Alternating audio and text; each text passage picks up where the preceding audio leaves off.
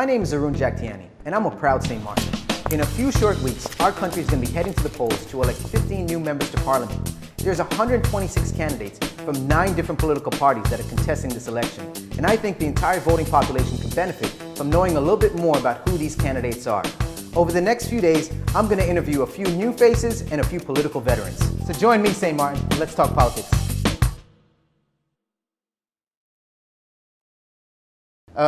Ardwell, it's a real pleasure sitting here and speaking to you. I love to see young people getting involved with the future of our country. That's so important. Being that you've been so close to what's happening with the Ministry of Tourism, we've heard a lot of talk about the importance of diversifying our economy and diversifying our tourism product. Yeah. What are some ideas you have in this direction, or some thoughts that come to mind when we speak diversification in St. Martin? I think the first thing we have to do is look at our current our current market. Are we getting the most bang for our buck? Are we getting the most bang for our buck? We invest now, we have a budget in the tourism in TIAT. Yes. And we divide them amongst the North American market, the South American market, the Caribbean. And I would say St. Martin needs to invest in its strengths and not its weaknesses anymore. Okay. It takes a long time sometimes to get your weaknesses up to par with your strengths. Sure. But we don't have that time anymore. Our market now is currently 70% North American market. We have 5 fights, I believe, now coming from Canada. Let's invest more in our strengths. In those. Continue to build on those. Exactly, and not invest too much or in our weaknesses, and where we don't see a return on investment. Sure. So perhaps South America or Europe might be too much of an uphill battle at this moment for us. Especially in terms of direct flights. Most people don't want to have layovers or 2 layovers. So let's focus more on our strengths and not our weaknesses. And what about our product offering? Do we need to diversify what we're offering, or is sea, sand, and sun enough? Well, based on the information, based on the last FCA conference, they said they gave the answers. They gave the answers to us. They said our tourists are not the tourists of 40 years ago. Our tourists do research now. Yes. They go online. They go online before they come to the country. So they want to see something different. They said, I believe the CEO said they don't want to sell. They don't want to see watches anymore.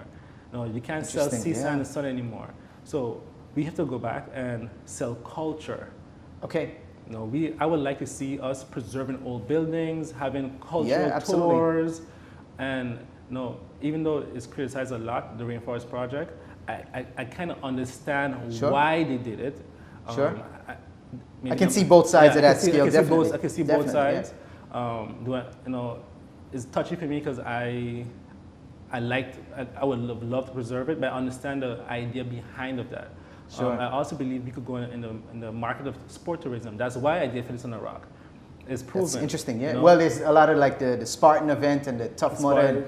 Those are events that I've spoken with others from your camp, let's say, where it would be nice to see St. Martin hosting an international competition on that scale, which would bring a lot of tourism. And my idea already is that we focus on sports tourism, but in the low season.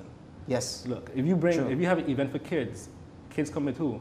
Their parents. Of course. If you have, and this Tough Mudder, the ticket alone, I traveled to other countries. And I know several other guys from here that have traveled for this. We paid a ticket to play in mud for 5 hours in another country, and we paid a $150 ticket for that. Just to participate in that. Just to participate in that. And these events have gotten huge worldwide. And we have a beautiful island. People would love to come and do this here. Of course, we could set up obstacle courses on the beach. We have to start to diversify our market, and I think that's not being done now. We're so focused on one little project at a time instead of having a long-term plan, a long-term vision for the island.